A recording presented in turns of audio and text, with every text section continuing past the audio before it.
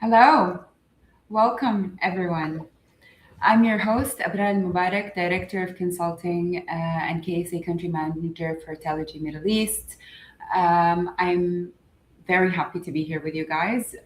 This is the first episode of our series. Bear with me, Marilyn, while I do the introduction, if that's okay. So when we first started thinking about this series, we thought that actually leadership is one of those conversations that's never ending. And we hope that throughout this series, we create a space for dialogue, conversations, and questions to even emerge so that we can lead better in organizations.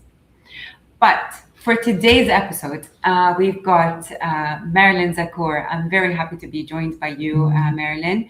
And I'll just take a few minutes to introduce you formally. So, Marilyn, I'm delighted to have you here. And obviously, for those who don't know Marilyn, which I'm pretty sure you're very well known in our field, Marilyn is the CEO of Cosmic Centurus, an organizational leadership development firm that has impacted over 90,000 individuals over 92 countries. Obviously, Marilyn is a leadership advisor and a public thinker, not only speaker, who works with senior leaders and organizations navigate complexity and transformation. In a previous life, obviously, Marilyn was a CMO for companies like Amar and also CEO of Dubai Opera, in addition to actually being a TEDx speaker, which is the core of what we're going to talk about today. So welcome, Marilyn. Thank you. I'm thrilled to be here. Thank you. So I'm pretty excited to have this conversation because we've had a number of preludes conversation to and dialogues about this. And the core of why we thought we'll start with you is because of your TEDx, obviously, talk and a lot of the conversations around what does it mean to lead with an open heart. So why don't we start with that question? Yeah, sure. I mean, I'll give you a bit of history on the TEDx and how I got to be on that stage, because I think the why matters as much as what I ended up saying.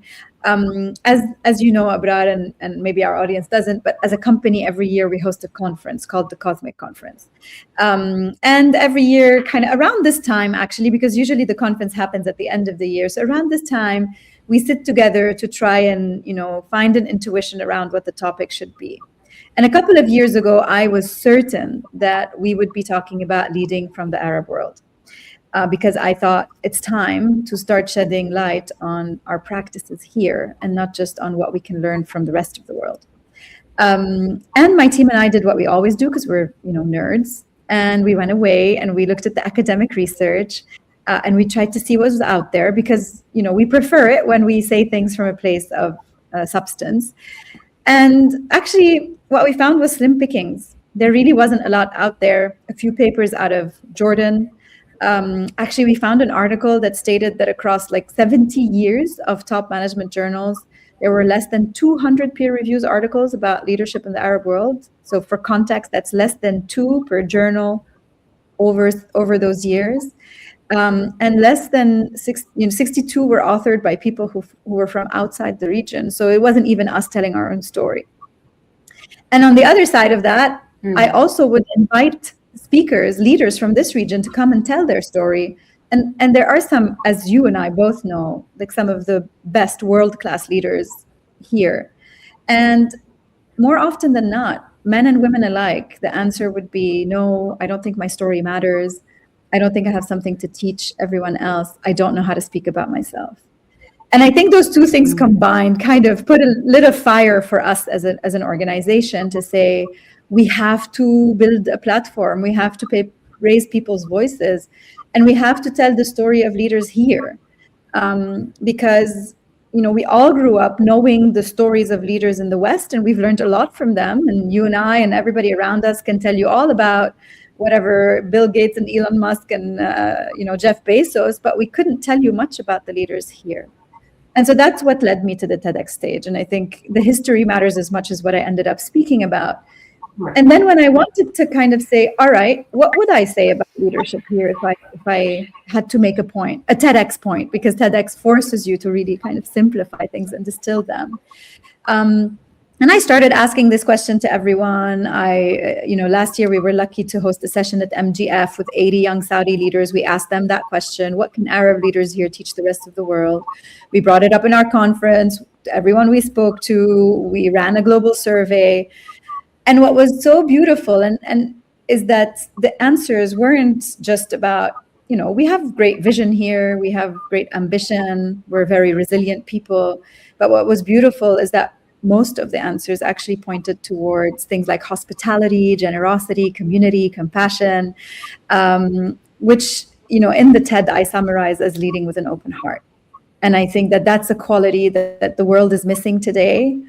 We can see how politics is going. I think we've all stopped looking at the news because we just can't figure out what anyone's doing anymore. And I do think that we have a lesson to share about what it means to be compassionate and to lead with your heart as much as you might lead with your brain. And that's kind of the backstory of the TED Talk. Thank you for sharing that. And obviously, I've got a lot of questions as an outcome of that, because obviously leadership, we continuously talk about leadership. There are a lot of forums that talk about leadership. I guess the question for you is, what makes this different? Why did you think about leading from the Arab world? I mean, leadership is leadership, right? At the end of the day. So why is that important here? Yeah, I mean, I think that there are some aspects of leadership that are universal, but I'm not a universalist in the sense that I don't believe that place doesn't matter. I think place matters. I think our history, our cultural context, even the nature of the terrain around us matter.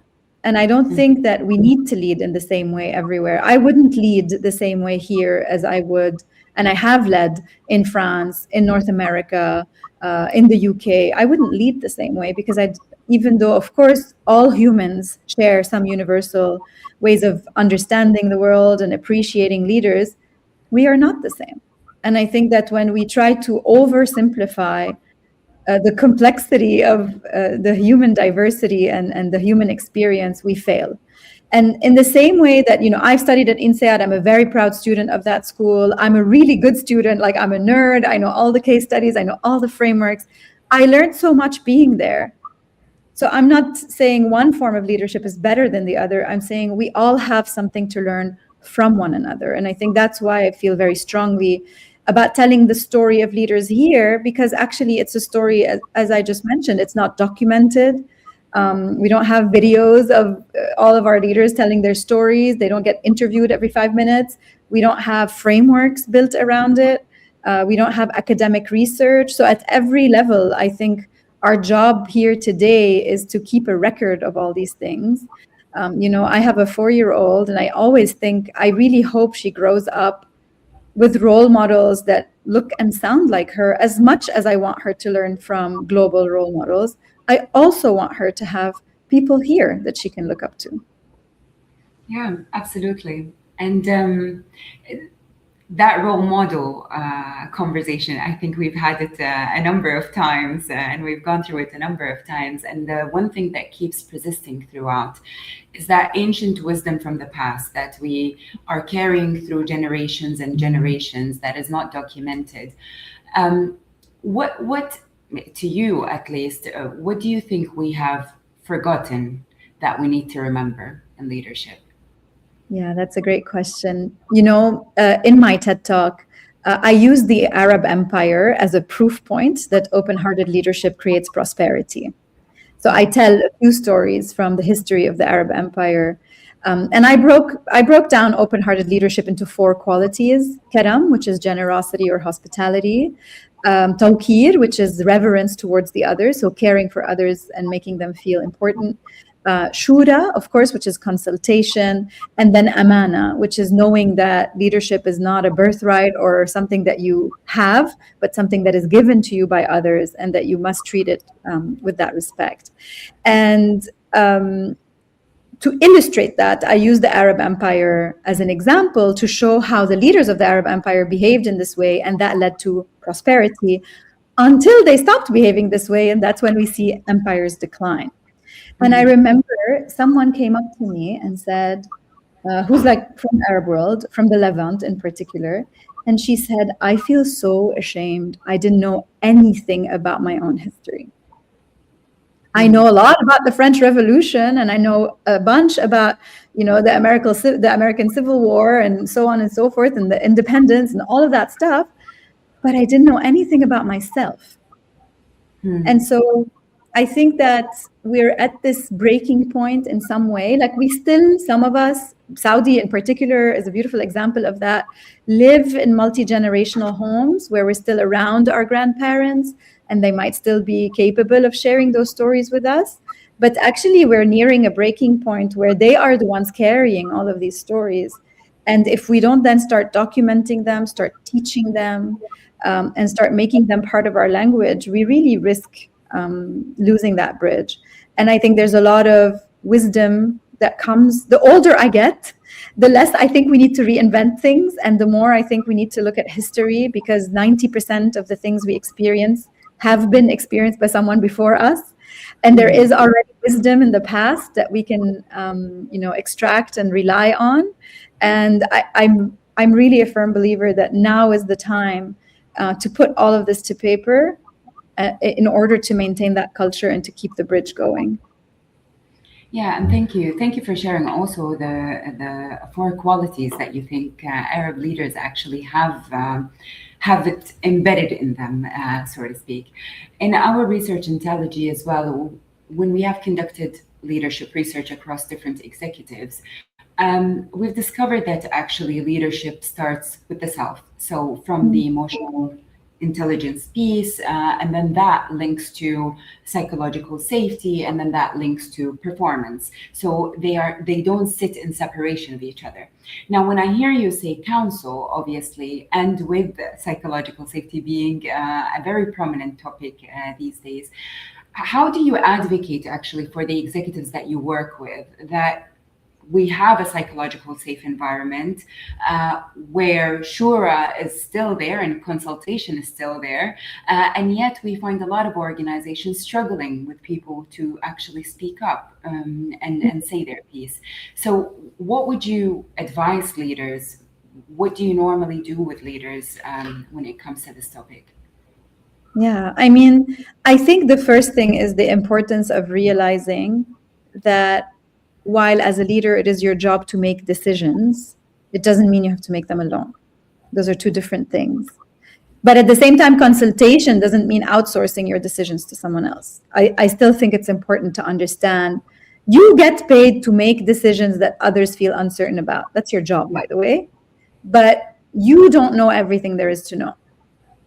We can cite 100 million sources of data that will tell you, and we know this, that diverse teams outperform teams that are not diverse, and harnessing that diversity is the outcome of something like psychological safety, which is, for those who don't know the definition of that term, it's the knowledge that as a team member, you can speak up, admit mistakes, challenge others, or share ideas without being punished for that. And shura and consultation is a space for that, right? When we sit in a majlis, and I often see this with leaders here. Like when I first moved to the region 8 years ago, I was like, fascinating. That's not how the guys I used to work with over there did it. Our leaders always invite everybody in the room to speak first. And that's already a beautiful first gesture, which is to say, I don't think that my voice is the only one that matters just because I'm at the top of the pyramid. I will create space for others. Now, so while they do this, and it's a beautiful start, that doesn't necessarily mean that everybody feels safe to say what they think. Those are two different things. And so I think what we try to do here is we try to help leaders understand how to create that safety. And depending on the topic you're talking about, whether you're asking people for new ideas or whether you're retrospecting on a mistake that happened, the role that the leader plays in role modeling and facilitating this is really, really important. And so, for example, if we're debriefing on something that didn't go very well in a majlis situation, then the leader should start, right? You said leadership start with self.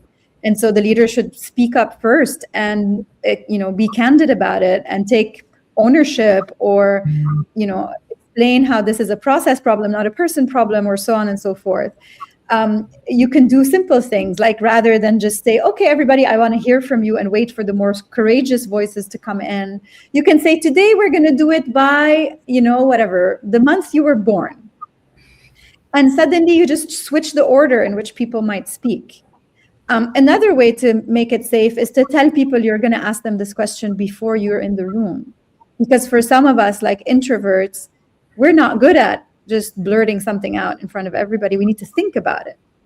And so it's really, psychological safety and true consultation, beyond the kind of the optics of doing that, is about thinking about these really small, nuanced ways in which you can start to show people that we are the same here in this particular moment, in this decision, or in this knowledge sharing moment. We are peers, and all of you have something important to say, and we will create a space that feels safe for you to do that. And I think some leaders do it really well, and I think obviously some leaders just do it out of habit, and it's a bit like the tradition here. But it's such a beautiful starting point, and I think if we learned these small nudges in how we lead, we'd really be able to harness collective wisdom. Yeah, and I agree with you. And actually, this sparks two things in my mind. Obviously, as I started reflecting on this, and I started asking different people the same question about what do you think we've forgotten, actually, decision making has come as one of those that is prominent. So one of the things that you said is it doesn't mean that you're outsourcing decisions, but you are still making those decisions and consultation. So what we're seeing, I think, is almost like a split. One side is we know what we need to do to be good leaders. So we know we need to invite everyone and consult everyone. And on the other hand, I'm not able to make that decision because of the speed that I need to go by, for example, or there is no time to stop and reflect. So I'm just going to take whatever is in front of me, and I'm just going to make a quick decision without thinking about the impact of things.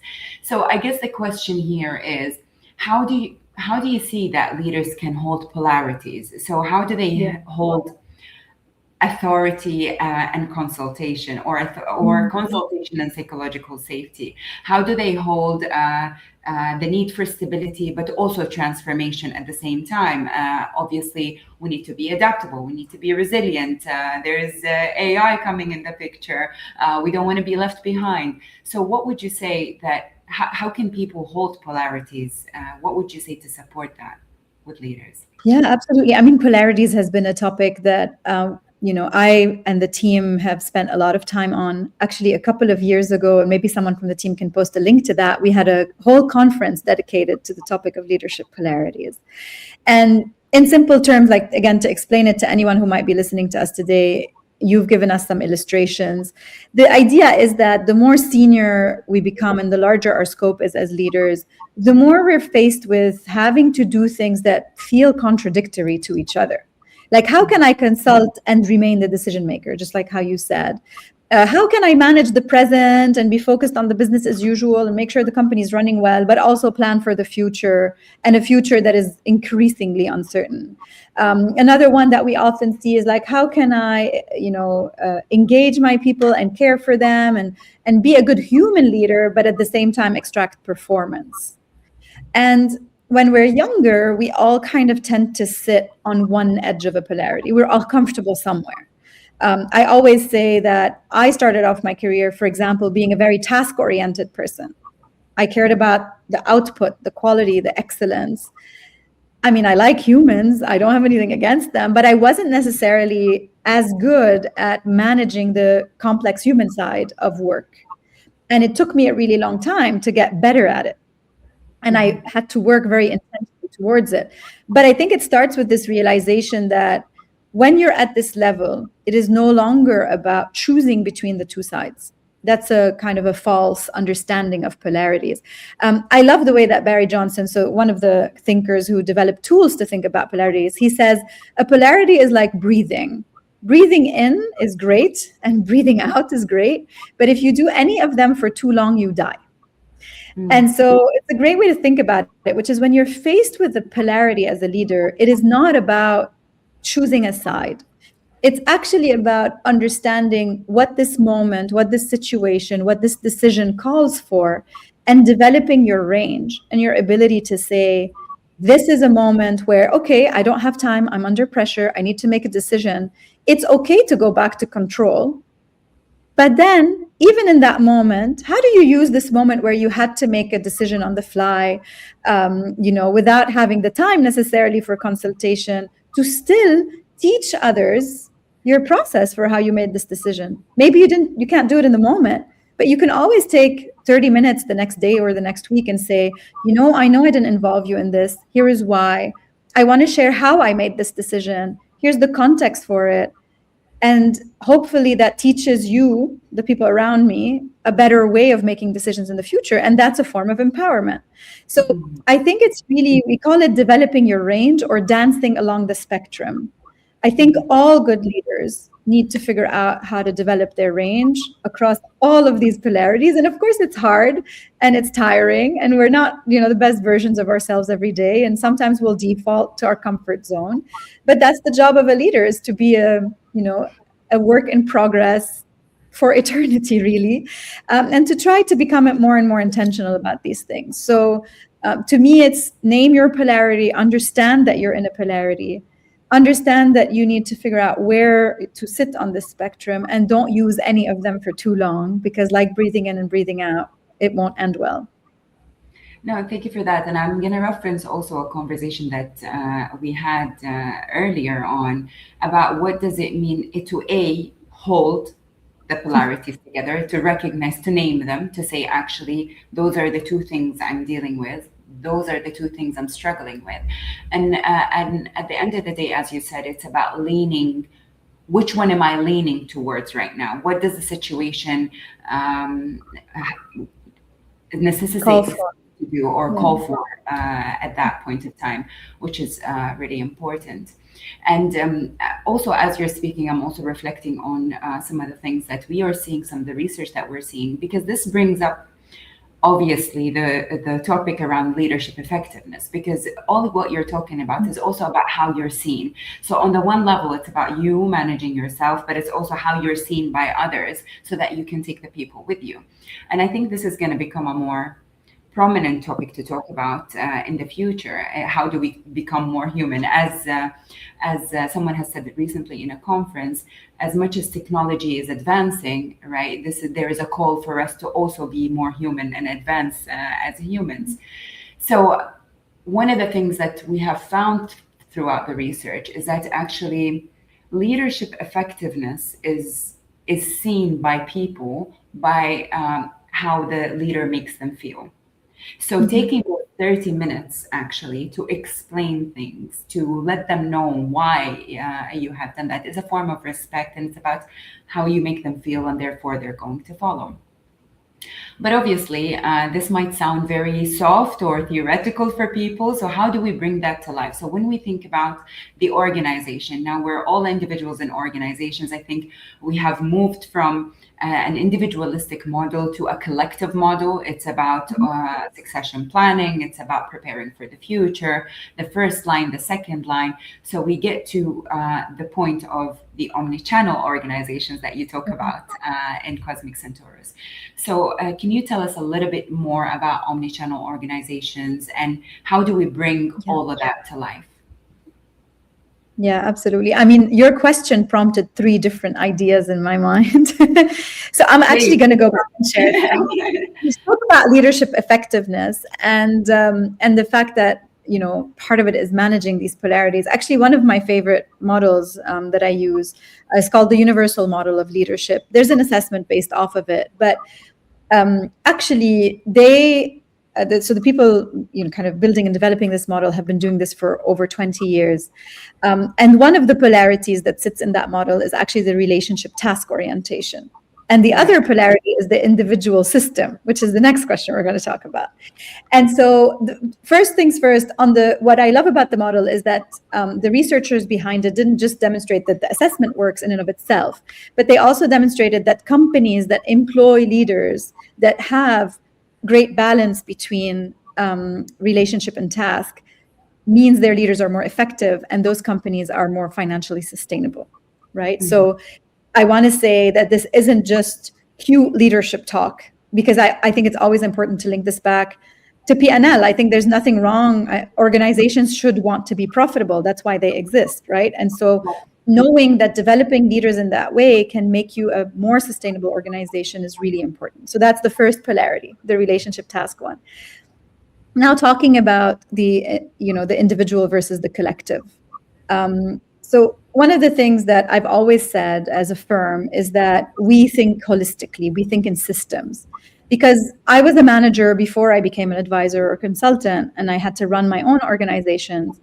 And I understand that an organization is a system. It's a few agents that somehow, through how the system operates, are able to deliver a collective outcome, right?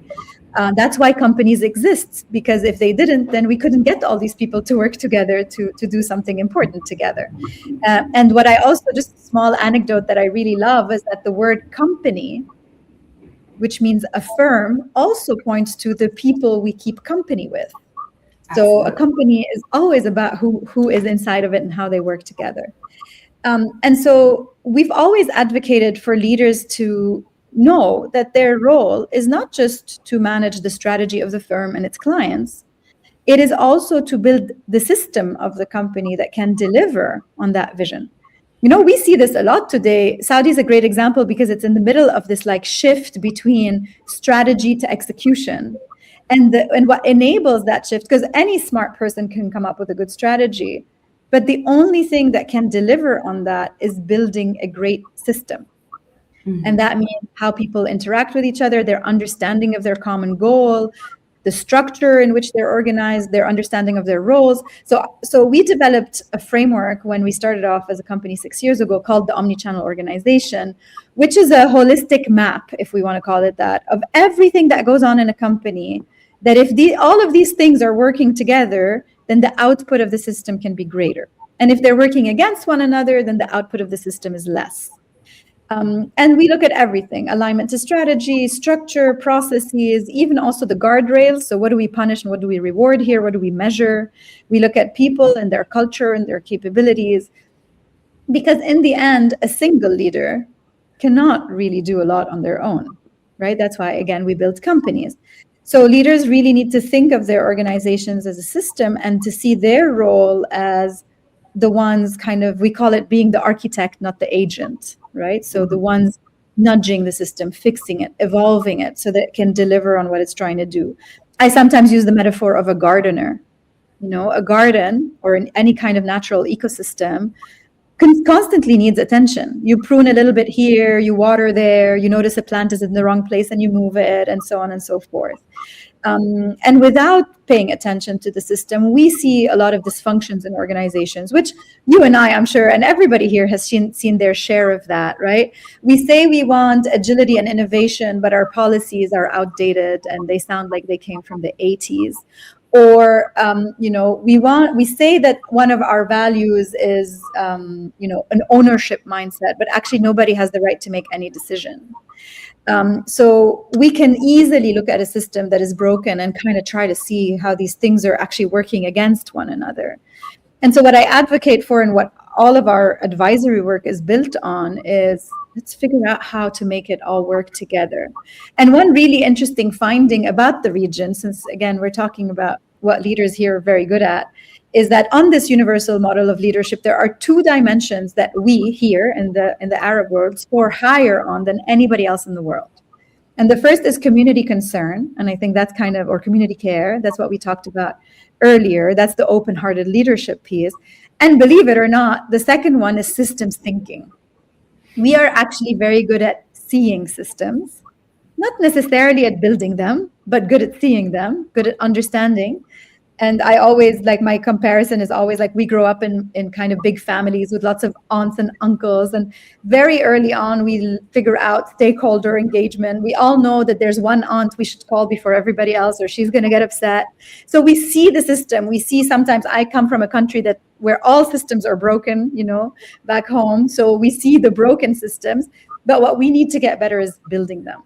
And that's kind of what the omnichannel org does. Again, it's available online. Like if people want to take it and just use it as a map for themselves, it's under Creative Commons. We always share what we learn with the world. But for me, it's really a call to action for leaders to take ownership of building the systems of their organizations as strongly as they take ownership for their KPIs or their client-facing strategy. Thank you for that, Marilyn. And I know I'm enjoying this conversation, and we're approaching almost the end of the conversation. But before we end, I think let's have a call to action. Like, what would you like to leave the leaders with, especially when we talk about sustainability of the systems? Because people sometimes think, okay, I'm going to create a great system, I'm going to have a process in place, people need to follow the process, and all will be fixed, so what would you say is your call to action for leaders in the region today? Yeah, I mean, so listen, I'm again going to have two call to actions because we started somewhere and we ended somewhere. My call to action from the beginning is I urge you, I beg you, tell your stories more, be more public about them, share them. If you need help, I'll help you myself. Abrar, you know this, like I'm open to helping any leader figure out how to tell their own story. But I urge you to do more. I urge universities to document and research all of this. And again, like we're partnering with INSEAD to do research work here in the UAE. I'd love to find a Saudi partner to do the same there because leaders are not the same here and there. Again, place matters. So my call to action from my TED Talk is, I'm so happy I got to deliver that message, but I'm hoping that in 2, 3, 4 years, there are dozens of us who are talking about what it means to lead from here. And then when it comes to the organizational piece, I think the other call to action is, again, I have a mentor who says, the job of a leader is not to manage the work, it's to manage the performance of the organization. I think a lot of leaders in this region still spend time getting projects to the finish line because we're under a lot of pressure. We have massive KPIs. We default to jumping in. And my call to action is stay out. Take distance from the system. Understand how you influence it, but also how it operates. And spend more time fixing that, because the leverage of building a great system is way, way more than whatever you as an individual, even with all the energy and the sleep and the might in the world, can do. And so if we have a lot to accomplish here. We have beautiful, ambitious goals. We will not build those off the back of individual leaders doing things themselves. We will only be able to accomplish them if we build great systems. So I urge people to take a distance and to become mindful about how they do that. Well, thank you very much, Marilyn. And I think we are all together in this, and we share a similar mindset of, actually, it's not just about one leader. It's not about heroic leadership. And actually, we're going to have an episode later on in this series talking about moving from heroic leadership to actually collective resilience. Thank you again for being with us today. I urge the listeners to interact with us through the comments section. Any questions you may have, we can pick it up. Reach out to Marilyn, reach out to myself. We can continue the conversation. And this is never ending. But I would like to thank you again, Marilyn, for agreeing to be with us today.